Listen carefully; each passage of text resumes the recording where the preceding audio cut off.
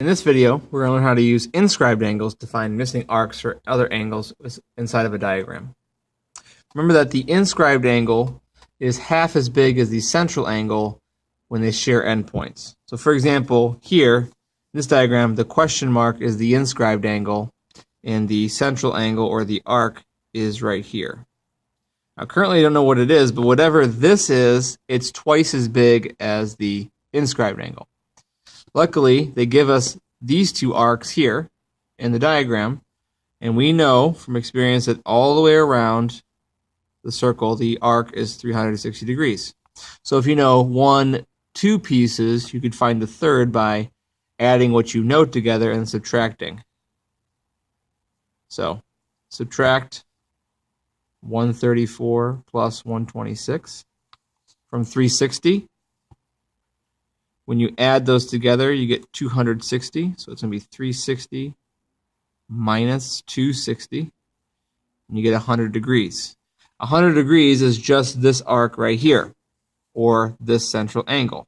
But to find the inscribed angle, cut it in half, or divide by 2. And you get 50 degrees. An example like 22 gives you multiple inscribed angles and has multiple arcs involved in the problem. They ask for just this arc right here, V to T, or arc VT, that measure.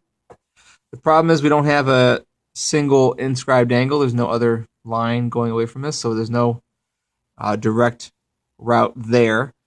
They do give us some other information though. For example, 111 is an inscribed angle, and because it's an inscribed angle from TSR, this entire arc here to here is going to be double 111, so 222 will be that arc. Now, if we know this piece of the 222, we could find this piece by subtracting this from 222 to find just this piece. So just from T to S will be 222 minus the 76. That's going to be 152, 146. Sorry, not 146. This piece, or T to S, should be 146. Now that you know this piece, it might help you to find the question mark, because you're also given this inscribed angle 109 that ends at VS.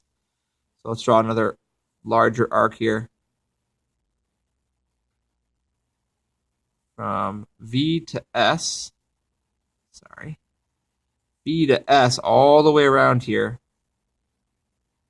from V to S, should be double 109, so 218. So from V to S is 218. I know this piece is 146. You could do 218 minus 146. Looks like it's going to be 72 degrees. So this problem involved multiple angles, given inscribed angles, finding the arcs as well. So it takes a lot of creativity with this, trying to trial and error through the problem, trying to find missing pieces to see which ones fit. And you just kind of have to bring in multiple ideas and concepts into one problem to try and figure out the missing piece.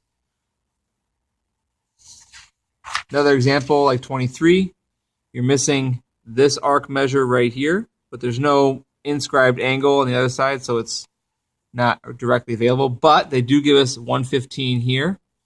They don't tell us from R to S what this is, but we know the inscribed angle is 97. I know it's going to be double that.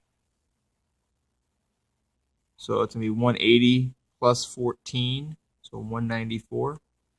So 194 degrees from S to R. So we have this piece is 115, this piece is 194.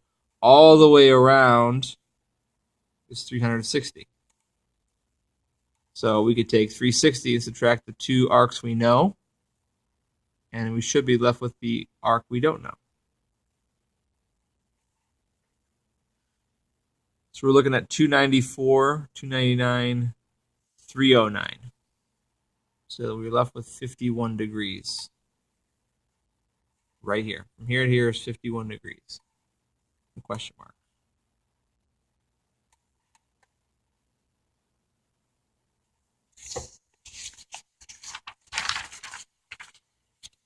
Number 25, they asked for just this angle right here, this question mark. This opens up to QD, this arc. So if we knew this arc, the inscribed angle is going to be half as much.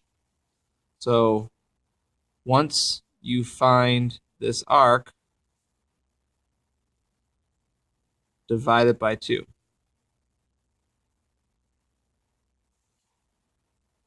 Luckily, QS is a diameter. And I say luckily because that creates a situation where we have half the circle here to help you out with this. So if I know I'm looking for this piece, I know this piece is 112, and I know the entire arc from Q to S is 180 degrees. I'm simply going to take the part I know and subtract it from the total to get the unknown part. So 180 minus 112, so I can get 68 degrees. So just this arc here is 68 degrees. And remember we said we're going to find this, we're going to divide it by 2, so that means the inscribed angle is going to be 34 degrees, half of 68. 34 degrees.